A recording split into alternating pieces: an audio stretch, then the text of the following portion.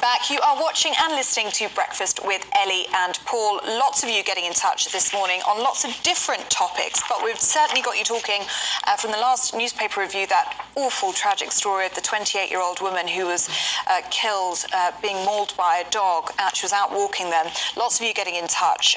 Paul is saying no one has been killed by a poodle or a cavapoo. Of course, dog breed is relevant in all of this.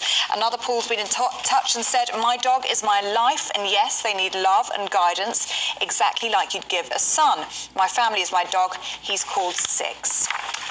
Keep them coming in, GBViews at gbnews.uk. Let's go through the front pages, starting with The Telegraph, which has an exclusive interview with Prince Harry. Moving on to the Times. The Times reports on the NHS chief's call for more homegrown doctors and nurses to be trained up instead of relying on foreign staff. The Guardian gives this morning light to the revelation that hormone replacement therapy may cut the risk of dementia in women. In the Mail, we are told police have seized 8 dogs after they brutally attacked a 28-year-old woman. Well, it's time to go through the papers now, and joining us this morning is actor and all-round entertainer Christopher Biggins and anthropologist Mary Ann Hotter. And Christopher, let's start with you, shall we? One of my favourite people at the moment, Jennifer Coolidge. Yes, I mean, in The Guardian. She's been quite fantastic in this new series called The White Lotus, which was a great series, really good fun, and she played this wonderful character. She won the award for Best Actress in the awards recently in America, and she was terribly funny. In fact, there's some funny lines here that she's quoted as saying, is answering a question on what she most wants out of life: more tequila. I think we can all relate to that. Relate to that, exactly. And on her comic skills, when it's going well, stand-up is the best thing in the world, but when it's not, it feels like all your toes are being pulled off one by one.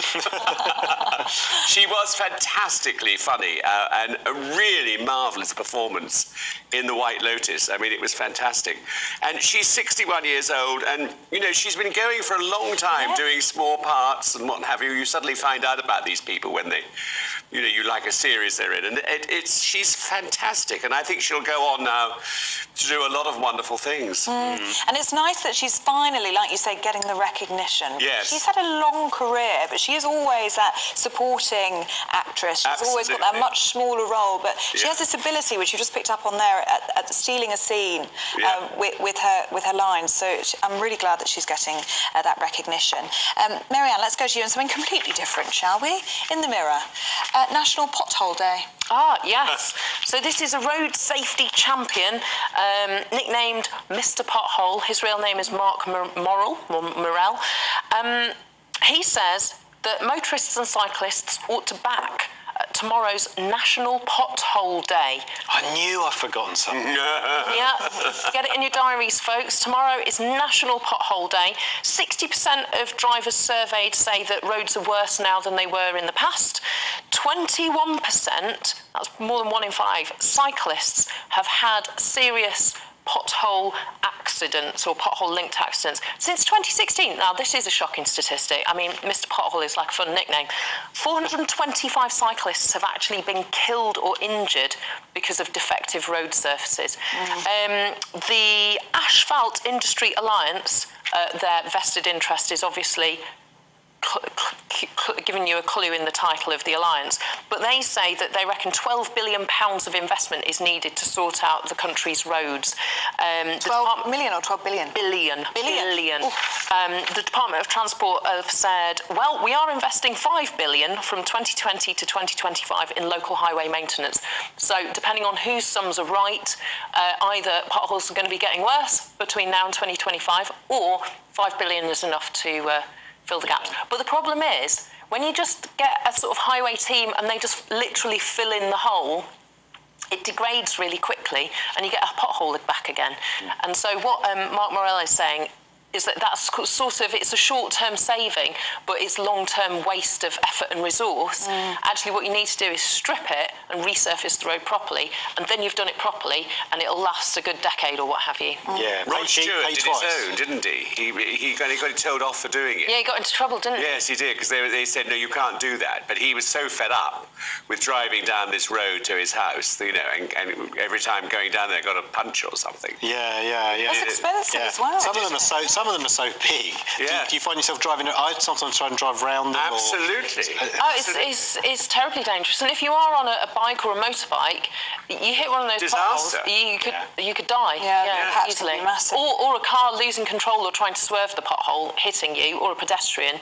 It's genuinely, you know, life or death stuff. I know it's potholes, and everyone loves moaning about a pothole, but it's But you're right. things. Yeah. You are right. If you're on a bike or something, it is really, really dangerous. So. Worst pothole hit area, Northumberland. Apparently 180,000 have been reported over 4 years. Oh, the other thing he says is report them to your highways authority. Most councils have a form online, and you put it in, and you like pinpoint it with a digital map, and then it actually means that the local authority can make a case. We need more money because look, we've got 180,000 potholes to fill. Yeah. Whereas just complaining to your spouse or mate at the pub or whatever doesn't actually achieve anything. Yeah. You've got to put it in their system, and then they might actually do something about It it. might be insane. Why is it called a pothole? Is it not That's just a good a hole? question. I don't know. It's a hole in the road, right? A hole is a hole. Yeah, but you could put a pot in it, perhaps. Yeah. Could be something. Maybe. Or a flower pot. A flower pot, Maybe. exactly. With Or a steps flower in pot, it. yeah. That is a good. I don't know. I feel like you. Is it a good question though, or is it a Yeah, you've sent me away with a kind of a conundrum to solve. I'll get back to you on Let's that. think about that one. And we'll add that to the list of Dutch as well. Yeah, exactly. Yes. Yeah. Going Dutch. Christopher, the cost of living, eating out. Are British diners still prepared to pay 350 quid for a meal? Well, this is the trouble. Still prepared? A restaurant called... Yeah. What was that? Were we Still, ever I was never still prepared because they were before, yeah. Well, there's a restaurant called Noma, 5 times the world's best restaurant, is set to close because of this. And I think what's happening, we went out the other day to one of my favourite restaurants in London, and there were 6 of us, and the bill was £600. And I think a lot of that is to do with the fact that restaurants have had such a bad time with COVID and everything, and with Brexit, that they've put their prices up way, way beyond. And also the other real problem is alcohol. If you have a bottle of wine, it costs a fortune now, or a gin and tonic, or what have you. Yeah. And I think these days have to stop, because I just simply can't. You know, I can't afford anything like that. £600. It was a real shock. Yeah, it was 100 quid a head. What did, 100 quid a head. What did you get for that? How many courses? My meal was £20. What? Yeah. And So most of it was alcohol. Was yeah, the wine? I didn't drink an awful lot, but other people obviously did. Yeah. And we arrived late. But I mean, I just Oh, think... then did you split the bill? Or did you actually go, all right, well, I'll give you a 20 quid. Well, no, we were I could never do that. I mean, that would be yes, pay for what you've had. You mean yes, no, Yeah. no. I mean, it was 2 of us our dinner, so we shared the bill. But I still think it was a lot of money, and I think most restaurants now are expensive. And I don't know where. I mean, I think people are just spending because they feel this is it now. This is the last big spend. Let's go for it. But I think it's wrong, and I think restaurants have to look to that. Yeah. Especially when a 5 times world's best restaurant called Noma is closing. Yeah, but that is going to be really interesting, I think, and certainly one to watch. One of my friends is a chef at a Michelin star restaurant, which shall remain unnamed. But it's something like £300 a person for the set menu, and we're in a cost of living crisis, and it is going to be interesting to see the appetite, pardon the pun, for people coming in and actually paying that sort of money. Or if there is an occasion, as you say, life is tough, is that something that you would save up for and go and do? I don't know. I think people are definitely investing in experiences, aren't they? Where if it is something that is going to be a memory that you can make, perhaps at a special birthday or an anniversary occasion where actually you've got £300 and you have a really special time with someone you love, care about, you've got those memories for the rest of your life, then I wonder whether people will go, I'd rather spend that 300 quid on having that wonderful time that evening with that person rather than, I don't know, buying them a piece of clothing or something like that, which might be a bit more, ephemeral. I don't know. Moving on, Marianne, I'm fascinated by the Times, page 3. Take our word for it, these are the nation's most trusting places. What do they mean by that? So this is a survey run by a think tank called Onward, who have created the first ever trust map of the country. Now, the Office for National Statistics ask a standardised question on social trust, and they ask people on a scale of 1 to 5 whether, 1, generally speaking, people can be trusted, or at the other end of the scale, 5, you can't be too careful in dealing with people. So, and then you have to sort of say where you feel. Yeah.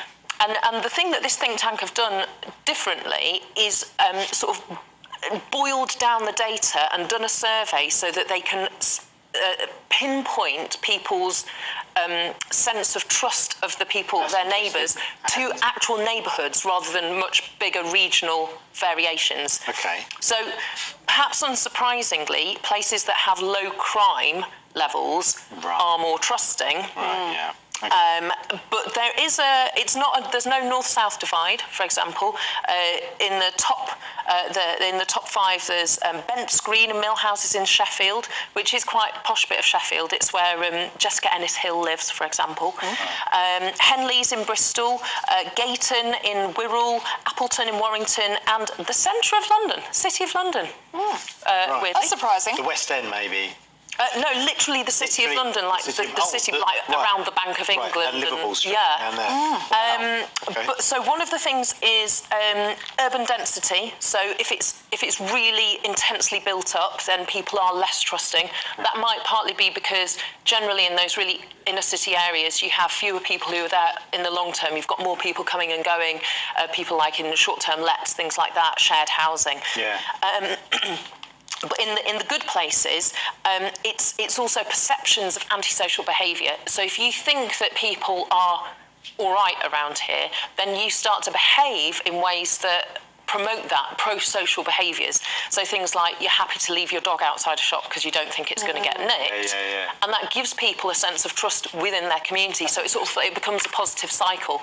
Yeah. More neighbourly. Yeah, more neighbourly. Yeah. But obviously, if you live somewhere where your dog may well get nicked, then don't leave it outside on its own. No. Yes. It's But tough. I think it's quite good there because, I mean, if we're going back now, to when I was a child, when, we used to keep our doors open. We never locked. Are we going back to that, are we? Well, I think, it sounds Don't tell people because they might come and rob you. Yeah. We're talking about that a little bit later on in the programme, actually, the idea of being neighbourly and have we lost it? Well, I think we have, in a way, but I think it's quite nice to hear this story that it could be coming back in certain areas. Yeah. I think things like making sure your neighbours have a key, saying hello so you know their names, things like that. Yeah. That's definitely important. The more of that you can do. Just say hi to the next person who walks past you on your street. Say hello. Yeah. Lots of you getting in touch on that. I'll just share this one. Keith from Reddit, she says, I have no idea who my neighbours are on either side. Not taking your tips on board, Marianne. I moved into my house 48 years ago, the same week as 2 doors down. They've never spoken to me, and I have never spoken to them. Oh, that's so sad. That is a shame. No Christmas card. Well, apparently not. Not Who for is it, Keith, John? no. Is that John? That's Keith. But John Keith says... should send them a New Year card. Yeah. Happy New Year, best wishes for 2023. Yeah, maybe you can start. Lots of love, Keith, number 74. Yeah. You might get a card back. And then make- you'll find out their name. And then next time you see them at the corner shop, you're like, oh, thanks for the card. And then they'll rob him. Yeah. Then you could have a new friendship. A beautiful friendship. Yeah, and John's been in touch. I think it's what you're talking about there, Biggins. It's a generational thing, he says. We moved into our village in Leicestershire 7 years ago. People tried to gazump us. We had to keep upping our offer. And then he says, it's a very long story, actually. Something about overgrown trees and bushes. One neighbour said we had to cut it down. She hadn't seen sunlight for 20 years. She moans, all the guttering in the roof is falling apart. But we don't go knock on her door and moan about the upkeep of her house, so they don't get along either. Oh dear. I think we'll wait for the film to come out. Yeah, that's a long story there, John. Christopher, in The Sun, Pope's secret bucket twist. This is What this is about? the late Pope Benedict who Yes. they found out that his favourite TV series was Keeping Up Appearances. And he I does see. a marvellous Hyacinth Bucket impression, which I would love to have seen. But it is interesting. Then, of course, they go on about what the Queen's favourite series was, the royal family, you know, things like that. I mean, you can't believe any of this. Right, so it's Bouquet, really, then, like the TV series. Yes. Right, yeah, I was thinking it was something like maybe his favourite fried chicken or something. Right, OK, Bouquet. Huh. Fried chicken? Yeah, bucket. KFC. Oh, dear. It's time to go, I want Yeah. something like Breaking Bad, something really unexpected. Oh, The Pope's favourite TV show. That he likes something that was a like bucket twist at the end. Have we got time for one more? No. say. Yes, we've got time for one more. We've got one in the eye. Sadly, Yeah. we've got time for one more. NHS crisis. I'm going to do a massive handbrake turn and talk about something serious. Yes, let's do something get a grip, serious. Paul. Yes.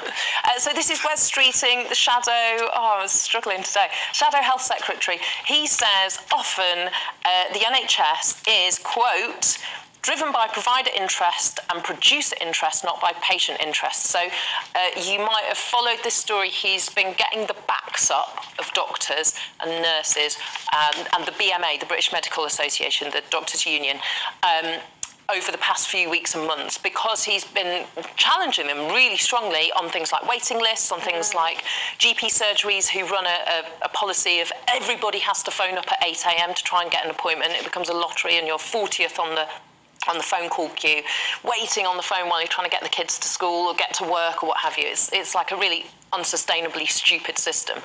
So he's saying, look, we do need radical reform in the NHS, and it's quite interesting because now Labour are coming out with a more costed policy with kind of long-term plans. So he's saying it's going to take more than a decade to transform the NHS. That's longer than any parliamentary term. This is where we would start. One of the things that they would do is fund the NHS through a windfall tax on non-domicile status people. So basically tax people who don't live in the UK but who are making money and not paying tax here in order to fund NHS services for everyone. So it's really interesting that Labour are sort of starting to move their chess pieces into a position where they can start to, in the run-up to the next election. Although there are question marks over how much money that policy would raise, I think. But it's difficult for Labour because they want to be seen to be kind of pushing the policy agenda, but they can't give away all their ideas. Yeah, of course. Because the government nick them. Exactly. And the bottom line is, as and when Labour come into power, let's be honest, they probably will, unless something really radical happens with the Conservative Party, the state of the NHS, the state of tax receipts may be quite different, because where will inflation be? Where will the energy crisis be? And at the point of crisis that we are now with public services, I do think that every month of additional disintegration requires that many more months of rebuilding, restructuring, and kind of trauma recovery. Yeah, certainly is a difficult task, isn't it? Marianne, Christopher Biggins, thank you very much. Can I just say that whilst I've been going off looking for these fabulous stories, I joined TikTok. Did you? So I'd like people to know that, because I've never done it before, and Well, it's there you rather go. exciting. Yeah, I would follow you on it, but I'm not on it. Are you not on it? No. Oh, what a shame. TikTok. So it's like videos, isn't it? Yeah. Tom helped me outside. You enjoying it? Yeah. Well, I've been done a couple of hours. I mean, yes, it's been fabulous. I put something rather fun on. I think go and watch it. Are you a What a good tease. What's your handle, Christopher? Yeah. Oh, I have no idea. That's really an important thing to know. Should I find that out? Yeah, Tom like will tell what me. is it that people should look for? Well, Biggins, Christopher I would say, yes. Just Yeah, Biggins. Biggins. Oh, yes, I think Biggins. You might be on something there. Might There you not go. be the... Yeah, OK, well, we'll find out. Yeah, we'll find out. Thank you, though. Yeah, very good tease there. Lovely. Catch Biggins on TikTok. Okay, heard it here first. Do keep your views coming in. Lots of you getting in touch today. GBViews@gbnews.uk.